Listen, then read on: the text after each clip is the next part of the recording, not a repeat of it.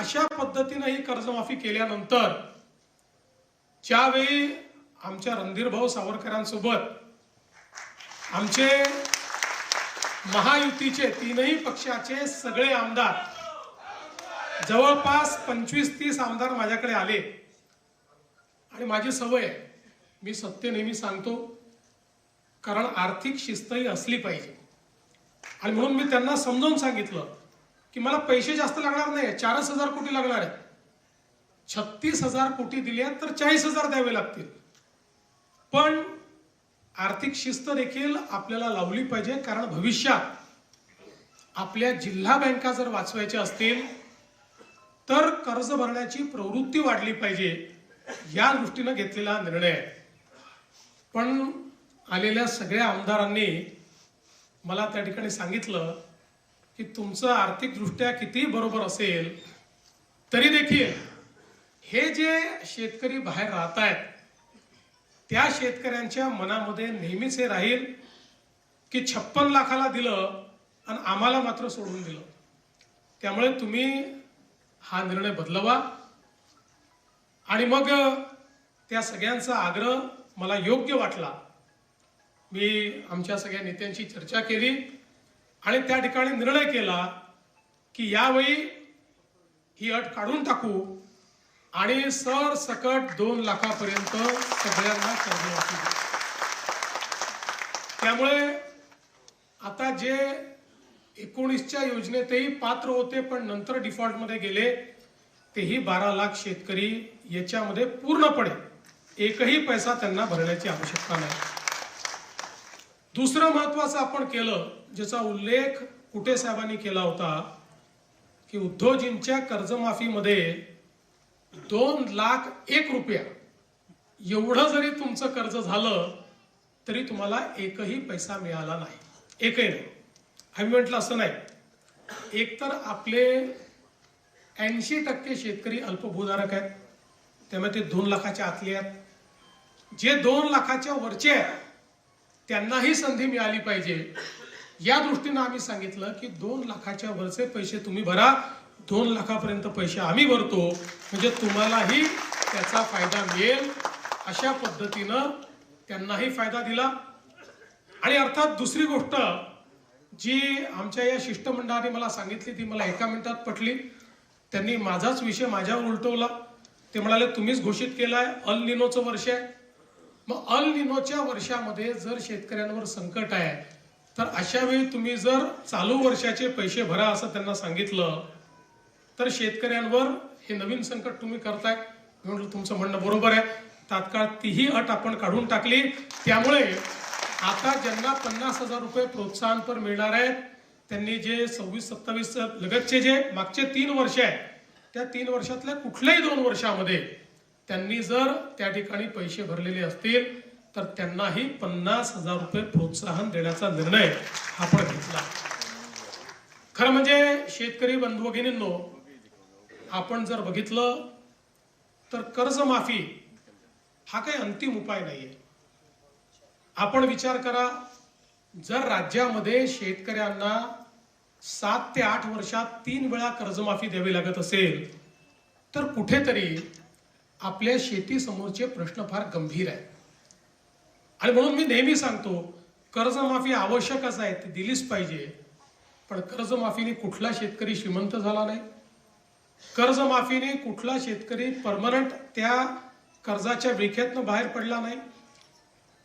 जर आपली शेती फायद्याची करायची असेल तर वेगवेगळ्या प्रकारच्या उपाययोजना केल्याशिवाय शेती फायद्याची होऊ शकत नाही.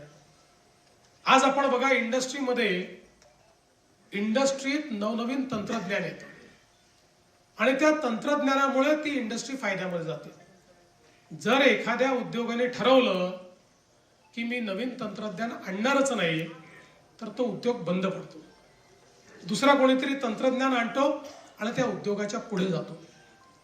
आमच्या शेतीचं क्षेत्र देखील असं आहे की या क्षेत्रामध्ये जर आपण नवीन पद्धती आणल्या नाहीत, या शेतीमध्ये आपण नवीन तंत्रज्ञान आणलं नाही तर शेती फायद्याची होऊ शकत नाही. आणि मग या सगळ्या नवीन गोष्टी करण्याकरता अडचण काय आहे? ती अडचण आहे गुंतवणुकीची. ज्या शेतकऱ्याकडे जो अल्पभूधारक शेतकरी आहे, या अल्पभूधारक शेतकऱ्याला गुंतवणूक त्याने करायची कशी? गुंतवणुकीकरता त्याला पैसे येतील कुठनं? तो जेमतेम पीक कर्ज काढतोय आणि तेही कर्ज जर परत करू शकत नाहीये, तर मग गुंतवणूक तो करेल कशी? आणि म्हणून 2014 नंतर मोठ्या प्रमाणात आपण शेती क्षेत्राला रिलीफ आणि रिहॅबिलिटेशन म्हणजे मदत आणि पुनर्वसनचं क्षेत्र नाही, तिथं करावंच लागतं. पाऊस आला तर, अतिवृष्टी झाली तर, अवर्षण झालं तर, वाहून गेली तर, सगळ्या गोष्टी तिथं करावंच लागतं. पण केवळ तितक्या पुरतं मर्यादित ठेवायचं नाही.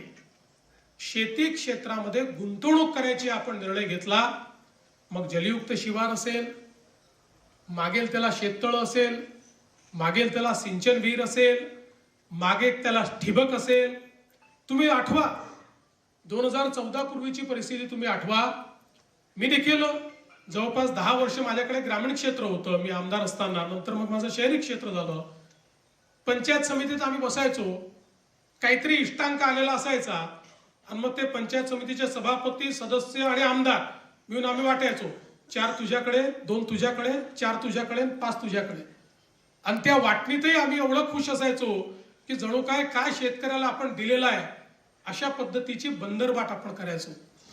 मी सांगितलं की पद्धतीच दूर झाली पाहिजे आणि मग सगळ्या गोष्टी मागेल त्याला, ज्याला आवश्यकता त्याने मागावं, आपण त्याला देऊ, अशा पद्धतीनं मागेल त्याला शेततळ्यांची योजना आपण आणली.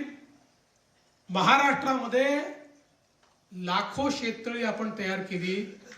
आज तुम्ही बघा, म्हणजे आम्हाला संधी मिळते अनेक वेळा हेलिकॉप्टरमधून जाण्याची, अलीकडच्या काळात मी वापरत नाहीये, पण अनेक जिल्हे असे आहेत आणि मराठवाड्यातले देखील अनेक जिल्हे असे आहेत की जे कोरडे जिल्हे आहेत, पण तुम्ही वरून जर बघितलं ना तर प्रत्येक शेतात शेततळ तुम्हाला भेटतं. आणि ते विचारा कधी झालेलं आहे, हे मागेल त्याला शेततळ्याच्या आपल्या योजनेत झालेलं आहे.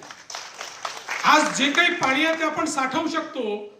आणि मग आताच्या परिस्थितीत अल निनो मध्ये कुठेतरी 5, 7, 8 जुलैला भरपूर पाऊस येतो आणि त्याच्यानंतर 25 जुलैपर्यंत पाऊस गायब होतो. अशा परिस्थितीमध्ये जर पिकावर ताण पडला तर त्या पिकाला पाणी द्यायचं कुठनं? त्याकरता ही शेततळी आहे, त्याकरता प्रोटेक्टिव्ह इरिगेशन करता ही कामी येत आहेत. आज परिणाम असा झाला, आम्ही साधारणपणे ज्या ठिकाणी जलयुक्त शिवारची कामं आपण केली, जलसंधारणाची कामं केली, त्या गावांचं ज्यावेळेस ऑडिट केलं, त्या ऑडिटमध्ये असं लक्षात आलं की अनेक गावं अशी होती की जी एका पिकावर होती, ती आज 3-3 पिकं घेऊन राहिली आहे. ज्या गावांमध्ये बागायतीचा विचार करत नव्हते, फळबागांचा विचार करत नव्हते.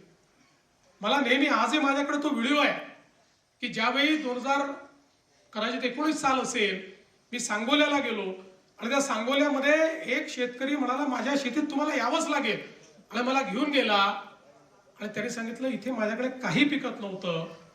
आज जलयुक्त शिवार नंतर ऍपल बेर त्यांनी पिकवणं चालू केलं आणि मला यावर्षी 25 लाख रुपयाचे ऍपल बेर मी त्या ठिकाणी विकेल.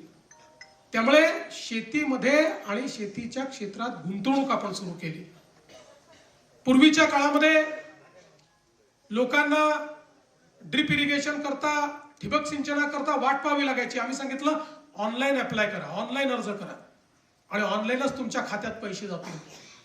आताही जे मामा सांगत होते की काही बॅकलॉग राहिला होता तोही आम्ही पूर्ण करतोय. आणि जेवढे अर्ज आले, 5 लाख अर्ज आले तर 5ही लाख अर्ज आम्ही स्वीकृत करणं सुरू केलं. ट्रॅक्टरची मागणी जेवढी आली आम्ही स्वीकृत केली. इतक्या मोठ्या प्रमाणात हळूहळू हे यांत्रिकीकरण आपण सुरू केलं. आणि महत्वाचं यातलं काय आहे तर आज आपल्याला आपल्या शेतीमध्ये जर परिवर्तन करायचं असेल, गुंतवणुकीची क्षमता बघा, जागतिक बाजारपेठ झाली आहे.